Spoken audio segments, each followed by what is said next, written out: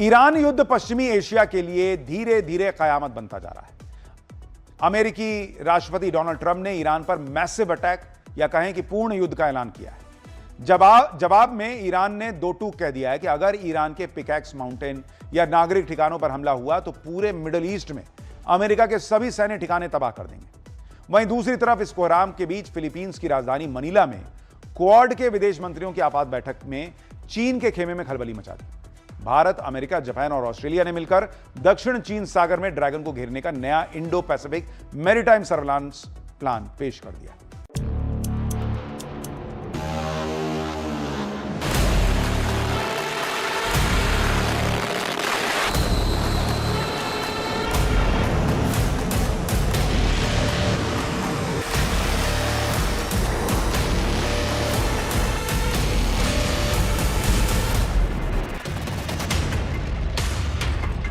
आज की सबसे बड़ी खबर यही है कि अमेरिकी राष्ट्रपति डोनाल्ड ट्रंप ने ईरान पर एक बहुत बड़े और निर्णायक सैन्य हमले के अपने ही फैसले को फिलहाल रोक दिया है। वजह है पेंटागन से आई एक ऐसी चेतावनी जिसने अमेरिकी प्रशासन के होश उड़ा कर रख दिए हैं, और वो है अमेरिका के पास पैट्रियट इंटरसेप्टर मिसाइलों की भारी किल्लत। लेकिन इसके साथ ही युद्ध के मैदान में जो खुलासे हो रहे हैं वो रोंगटे खड़े कर देने वाले हैं। कुवैत और बहरीन पर मंडराते खतरों के बीच अब खाड़ी देशों के भी जंग में सीधे तौर पर खींचने की खबरें आ रही है। उधर ईरान ने सीधे तौर पर ब्रिटेन को खुली धमकी दे डाली है कि अगर उसने अमेरिका का साथ दिया तो उसकी जमीन और उसके सैनिक ईरानी मिसाइलों के निशाने पर होंगे। इस बीच हूथी ने सऊदी अरब की तेल रिफाइनरी को मिसाइल और ड्रोन धमाकों से उड़ा दिया है। बहरीन और कुवैत ने ईरान युद्ध में पहली बार एक साथ मिलकर ईरान पर हमला कर दिया है, जिसमें यूएई ने भी साथ दिया है। और इन सब के बीच फिलीपींस की राजधानी मनीला में क्वाड के विदेश मंत्रियों की बैठक में 22 से 23 जुलाई के बीच चीन की घेराबंदी को लेकर जबरदस्त काम हुआ है। बैठक में चीन की घेराबंदी और भारत के लिए तेल और गैस के मोर्चे पर खुले नए रास्ते इस वैश्विक संकट को हल करने में एक नया ही मोड़ दे रहे हैं।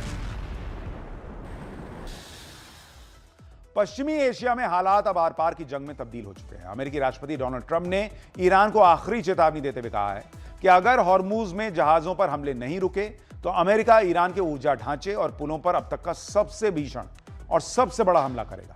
लेकिन ईरान ने भी झुकने के बजाय युद्ध को नई सीमाओं तक धकेल दिया। ईरानी सेना ने बहरीन के ईसा एयरबेस और जॉर्डन के अल अजरक सैन्य बेस पर घातक आराश आत्मघाती ड्रोन से सीधा हमला कर दिया। ईरान युद्ध में फंसे ट्रंप, पैट्रियट मिसाइल खत्म। ये वाकई हैरान करने वाली बात है कि जिस वक्त हूथी सऊदी अरब की तेल रिफाइनरियों पर मिसाइलें दाग रहे हैं, उन्हें फूंका जा रहा है, ऐसे वक्त में ट्रंप ने सेना को आदेश दे दिया है कि ईरान पर हमला मत करो। इससे भी ज्यादा चौंकाने वाली खबर तो ये है कि 5 महीने से चल रहे ईरान युद्ध में ऐसा पहली बार हुआ है जब कुवैत और बहरीन ने मिलकर यूएई की मदद से ईरान पर सीधे मिसाइल और ड्रोन हमला कर दिया। दावा किया जा रहा है कि पहली बार कुवैत और बहरीन की सेना ने मिलकर के ईरान पर हमला किया है। इन हमलों के बीच अचानक अमेरिका की तरफ से ईरान पर हमला न करने को लेकर एक चौंकाने वाला दावा अमेरिकी मीडिया द न्यूयॉर्क टाइम्स और एक्सियोस की रिपोर्ट में किया गया। द न्यूयॉर्क टाइम्स और एक्सियोस की रिपोर्ट के मुताबिक अमेरिकी राष्ट्रपति डोनाल्ड ट्रंप ने शुक्रवार यानी 24 जुलाई 2026 को अपने शीर्ष सलाहकारों और कैबिनेट मंत्रियों के साथ एक लंबी हाई लेवल बैठक की, और इस बैठक के बाद ट्रंप ने अमेरिकी सेना को ईरान पर किसी भी नए और बड़े हमले करने से रोकने का सख्त आदेश दे दिया। रिपोर्ट के मुताबिक अमेरिका के ज्वाइंट चीफ ऑफ स्टाफ के chairman general Dan Caine, pentagon के अधिकारियों ने ट्रंप प्रशासन को चेतावनी दी कि पिछले कई हफ्तों से लगातार जारी तूफानी हमलों की वजह से अमेरिकी सेना के पास पैट्रियट इंटरसेप्टर मिसाइलों और दूसरे एयर डिफेंस हथियारों का भंडार अब खतरनाक रूप से कम हो चुका है। अब हालात ये हैं कि अप्रैल के अंत तक अमेरिकी सेना मिडिल ईस्ट में 1200 से ज्यादा पैट्रियट इंटरसेप्टर मिसाइलें खर्च कर चुकी है। अगर युद्ध और लंबा खिंचता है और इसी रफ्तार से और आगे बढ़ता है तो मध्य पूर्व में तैनात अमेरिकी सैनिकों और उनके सहयोगी देशों की रक्षा करना नामुमकिन हो जाएगा। हालांकि अमेरिकी अधिकारियों का ये भी कहना है कि ये रोक अस्थायी हो सकती है और जरूरत पड़ने पर सेना फिर से एक्शन मोड में आ सकती है, लेकिन फिलहाल हथियारों की कमी ने अमेरिका की सांसें अटका दी है। अमेरिकी अधिकारियों के मुताबिक व्हाइट हाउस में हाल ही में बातचीत अमेरिकी इंटरसेप्टर मिसाइलों के खत्म होने के मुद्दे पर केंद्रित रही, खास करके तब से जब जॉर्डन में एक ईरानी मिसाइल अमेरिकी एयर डिफेंस को भेदकर 3 अमेरिकी सैनिकों की मौत की वजह बन गया। अमेरिका में सैनिकों की मौत पर भारी नाराजगी दिखाई दी। न्यूयॉर्क टाइम्स के सूत्रों के मुताबिक अमेरिकी जनरल डैन केन ने कहा कि ईरान के साथ पूर्ण युद्ध संभव तो है, लेकिन इसमें मध्य पूर्व में अमेरिकी सेंट्रल कमांड यानी सेंटकॉम के पास मौजूद मिसाइलों की संख्या बहुत कम हो जाएगी। वहीं दूसरी तरफ ईरानी सेना के पास मिसाइलों का बड़ा भंडार होने की संभावना है। ऐसे हालात में ट्रंप ने रूस और चीन को भी इस जंग से दूर रहने की सख्त चेतावनी दी है। ट्रंप का दावा है कि चीनी राष्ट्रपति शी जिनपिंग और रूस के राष्ट्रपति व्लादिमीर पुतिन ने उन्हें भरोसा दिया है कि वे तेहरान को हथियार सप्लाई नहीं करेंगे। ट्रंप ने साफ कह दिया कि अगर चीन या रूस ने इस नियम को तोड़ा तो उन्हें इसके बहुत गंभीर परिणाम भुगतने होंगे। So we've hit Iran very hard. Their Navy is gone. Their Air Force is gone. 250 jets no longer. 159 boats. Good boats. In fact, I said, why the hell didn't we keep them? We could have used them. But 159, but all at the bottom of the sea. They have no radar. They have very few drones left, despite what you see. And every once in a while, they're going to set some things up, but they don't have much left. And by the way, they are talking to us right now. They'd love to make a deal. I don't think they're ready to. I don't think it's time yet, but I'm willing to listen. But they cannot have a nuclear weapon. Iran में भारी तबाही। Bahrain Kuwait ने पहली बार किया हमला। जब ये जंग शुरू हुई थी तभी वॉर एक्सपर्ट्स ने आशंका जाहिर की थी कि ये मिडिल ईस्ट की सीमाओं को लांघकर पूरी दुनिया को अपनी चपेट में ले लेगी। ये डर अब सच साबित होता दिखाई दे रहा है। वॉल स्ट्रीट जर्नल की एक बेहद सनसनीखेज रिपोर्ट सामने आई है, जिसके मुताबिक कुवैत और बहरीन ने ईरान के अंदर घुसकर हमले शुरू कर दिए हैं। हालांकि दोनों देशों ने आधिकारिक तौर पर इस बात की पुष्टि नहीं की है, लेकिन ये इस बात का स्पष्ट संकेत है कि अरब देश अब एक लंबी और खूनी जंग में बुरी तरह फंसते जा रहे हैं। ईरानी मीडिया और सैन्य सूत्रों के मुताबिक ईरान ने जॉर्डन, कुवैत और बहरीन में मौजूद अमेरिकी सैन्य ठिकानों को अपनी जवाबी हमलों का निशाना बनाया। बहरीन में अमेरिका की 5th फ्लीट के नौसैनिक ठिकानों पर ड्रोन और मिसाइलों से जोरदार हमले किए गए, जिसके बाद वहां कई बड़े विस्फोटों की आवाजें सुनाई दी है। सऊदी अरब पर हूथी का हमला, फूंक डाली तेल रिफाइनरी। मिडिल ईस्ट के एनर्जी हब पर मंडराता खतरा अब और गहरा गया है। यमन के हूथी विद्रोहियों ने सऊदी अरब पर एक बार फिर बड़ा हमला बोल दिया है। हूथी विद्रोहियों ने दावा किया कि उन्होंने 25 जुलाई को सऊदी अरब के जजान में स्थित सऊदी आरामको रिफाइनरी को 3 बैलिस्टिक मिसाइलों से निशाना बनाया। ये जानना भी जरूरी है कि जजान रिफाइनरी सऊदी अरब की 5वीं सबसे बड़ी ऑयल फैसिलिटी है। इस हमले के बाद कुवैत समेत कई खाड़ी देशों ने इसकी कड़ी निंदा की है। इसे वैश्विक व्यापार और नौवहन के लिए गंभीर खतरा बताया है। हालांकि हूथी डंके की चोट पर अपने हमले को कामयाब बता रहे हैं।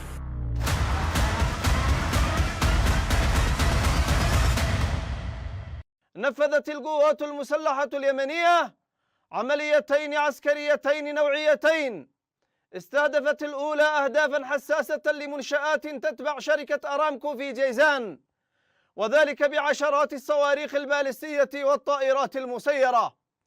فيما استهدفت العملية الثانية أهدافا حساسة تتبع شركة أرامكو في ينبع، وذلك بعدد من الصواريخ البالستية والمجنحة والطائرات المسيرة. पिकैक्स पर 7 दिन में हमला, ईरान युद्ध में कूदे ज़ेलेंस्की।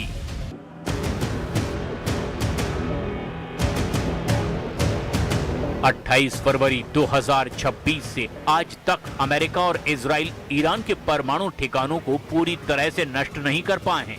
हैरान करने वाली बात तो ये है कि अब ट्रंप को लगता है कि अगर हमने जल्द ही ईरान की परमाणु क्षमता को पूरी तरह से तबाह नहीं किया तो इजराइल के साथ साथ पूरे अरब को ईरान तबाह कर डालेगा। खबर तो यहाँ तक है कि ईरान युद्ध में ट्रंप ने यूक्रेन को भी शामिल करना शुरू कर दिया है। दावा तो यहाँ तक किया जा रहा है कि जेलेंस्की ने ट्रंप को भरोसा दिलाया है कि वो ईरान के शाहिद 136 ड्रोन और मिसाइलों को तबाह करने के लिए अपने माहिर कमांडर और स्पेशल टीम को ईरान के खिलाफ जंग में उतार देगा। इस बीच इस युद्ध में सबसे बड़ा मोड़ पिकैक्स माउंटेन को लेकर आया है। नतांज परमाणु परिसर के पास पहाड़ की ठोस चट्टानों को काटकर 100 मीटर नीचे बनाया गया ये बंकर ईरान का सबसे सुरक्षित सेंट्रीफ्यूज ठिकाना है। इसी को ट्रंप हर हाल में तबाह करना चाहते हैं।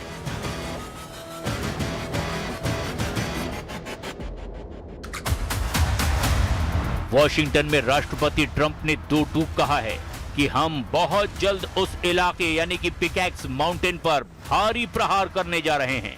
वॉशिंगटन का लक्ष्य ईरान में सत्ता परिवर्तन करना नहीं बल्कि ईरान को पूरी तरह से परमाणु मुक्त बनाना है। हॉर्मुज पर ईरान का नियंत्रण पूरे विश्व व्यापार के लिए एक खतरनाक मिसाइल बनता जा रहा है। Well, we feel very badly, but you know, those great people, those great patriots were out there fighting that Iran cannot have a nuclear weapon. Iran has been very, very badly damaged. They've lost everything almost militarily. They've got very little left. They've got some missiles. They've got some drones. They've got some manufacturing ability, not much. We control the Strait. They don't control anything. So we'll see what happens, but we hit them very hard again tonight. Iran की तबाही के लिए America Ukraine की secret deal. America कई दिनों से Iran पर बमबारी कर रहा है, लेकिन अब वॉशिंगटन और कीव के बीच से एक ऐसी खबर निकलकर सामने आई है जिसने पूरी दुनिया की सैन्य रणनीति को हिलाकर रख दिया है। क्या दुनिया की सबसे बड़ी महाशक्ति अमेरिका, जिसके पास अरबों डॉलर के एयरक्राफ्ट कैरियर हैं, वो अब ईरान से लड़ने के लिए अपने हथियारों की रणनीति बदलने पर मजबूर हो गया है? क्या पेंटागन ने ईरान के समंदर और आसमान पर कब्जा करने के लिए यूक्रेन से नई सैन्य तकनीक सीखने का फैसला कर लिया है? ईरान की तबाही के लिए अमेरिका यूक्रेन की सीक्रेट डील। ट्रंप और यूक्रेन सीक्रेट डील के नए खुलासे से हैरान रह जाएंगे आप। यूक्रेन की सबसे खूंखार मागुरा ड्रोन बोट और एंटी ड्रोन इंटेलिजेंस अब अमेरिकी नौसेना का हिस्सा बनने जा रही है। यूक्रेन की यह तकनीक ईरान के लिए काल बनने वाली है। हॉर्मुज में ईरान की सबसे बड़ी ताकत उसकी छोटी, बेहद तेज और सुसाइड हमला करने वाली बोट्स हैं। ईरान इन्हीं के दम पर अमेरिकी युद्धपोतों को दहलाता रहा है, लेकिन अमेरिका ने इसका जो तोड़ निकाला है वो यूक्रेन से होकर आता है। अमेरिका और यूक्रेन के बीच मागुरा ड्रोन बोट्स को लेकर के एक बड़ी डील और तकनीकी साझेदारी हुई है। क्या है मागुरा ड्रोन बोट की खासियत? ये एक मानव रहित समुद्री ड्रोन यानी यूएसवी है। यूक्रेन ने इसी छोटी सी बोट का इस्तेमाल करके काले सागर में रूस के बड़े बड़े और अरबों डॉलर के जंगी जहाजों जैसे इवान खोर्स और सीजर कुनिकोव को भी डुबो दिया है। ये बोट रडार की पकड़ में नहीं आती, समुद्र की लहरों के बीच छुपकर चलती है और सैकड़ों किलो विस्फोटक लेकर सटीक सुसाइड अटैक करती है। अमेरिका समझ गया है कि ईरान की सकरी खाड़ी में बड़े और महंगे युद्धपोत भेजना खतरे से खाली नहीं है। इसीलिए पेंटागन ने यूक्रेन की इस कम लागत वाली लेकिन बेहद घातक समुद्री ड्रोन तकनीक को अपनाया है। अब अमेरिकी नेवी हॉर्मुज में ईरान की नेवी को भी उसी भाषा में ड्रोन बोट्स के झुंड से जवाब देने की तैयारी में है। ازاله پایگاه‌های آمریکا در منطقه وقتی میگیم انتقام معناش اینه. الحمدلله این کار شروع شد. ضربه های جدی خوردند رزمندگان دلاور عزیز ما در نیروهای مسلح. پایگاه های امریکا رو در منطقه مورد اصابت قرار دادن، تو این شیطنت‌های اخیری که کردن ضربه‌ها بسیار جدی‌تر و همه جانبه‌تر بوده و هست. ईरान पर आसमानी कयामत, ट्रंप को यूक्रेन से मिला गुप्त हथियार। समंदर के बाद अब बात करते हैं आसमान की। अमेरिका ने यूक्रेन के साथ जो दूसरी सबसे बड़ी डील की है वो हथियारों की नहीं बल्कि डेटा और इंटेलिजेंस की है। जैसा कि आप जानते हैं, रूस ने यूक्रेन युद्ध में ईरान के शाहिद 136 सुसाइड ड्रोन का अंधाधुंध इस्तेमाल किया, लेकिन इस तबाही के बीच यूक्रेन ने चुपचाप एक बड़ा काम किया। यूक्रेन की एंटी ड्रोन महारत। पिछले 3-4 सालों में यूक्रेन ने ईरानी ड्रोनों को ट्रैक करने, उन्हें हवा में ही हैक करके गिराने और उनके इलेक्ट्रॉनिक सिग्नल्स यानी जीपीएस और ग्लोबल नेविगेशन स्पुतनिक सिस्टम को भी जैम करने के लिए इलेक्ट्रॉनिक वॉरफेयर में गजब की महारत हासिल कर ली है। यूक्रेन ने ईरानी ड्रोन्स की एक एक फ्रीक्वेंसी, उसके नेविगेशन सिस्टम और उनके सॉफ्टवेयर की कमियों का पूरा टेक डेटा इकट्ठा कर लिया है। ईरान के खिलाफ इसका इस्तेमाल। रक्षा विश्लेषकों का मानना है कि अब अमेरिका और उसके सहयोगियों, विशेषकर इजराइल ने यूक्रेन युद्ध से मिले इसी एंटी ड्रोन इंटेलिजेंस और जैमिंग टेक डेटा का इस्तेमाल मिडिल ईस्ट में शुरू कर दिया है। यही कारण है कि आज जब ईरान या उसके समर्थित गुट हिजबुल्लाह या हूथी मिडिल ईस्ट में अमेरिकी बेस या फिर इजराइल पर ड्रोन छोड़ते हैं, तो यूक्रेन से मिली इसी तकनीक के दम पर अमेरिकी रडार उन्हें उड़ते ही कुछ मिनटों के भीतर जैम करके क्रैश कर देते हैं।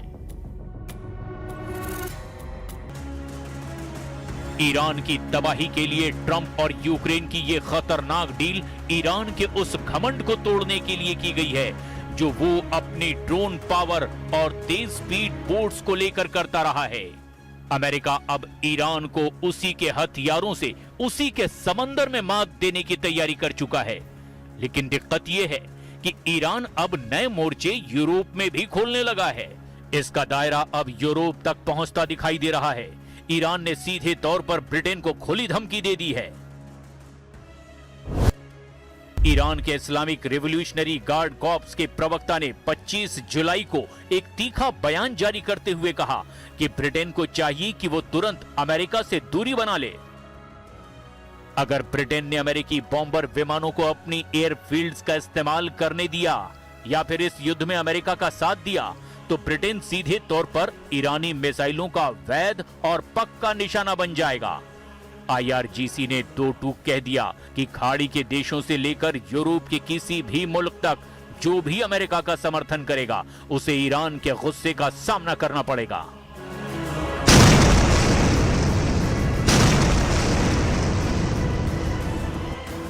देखिए, एक तरफ जहां ईरान युद्ध से पूरी दुनिया में ऊर्जा और सुरक्षा का संकट गहरा गया, वहीं भारत ने बड़े मोर्चे पर ऐतिहासिक बाजी मार ली।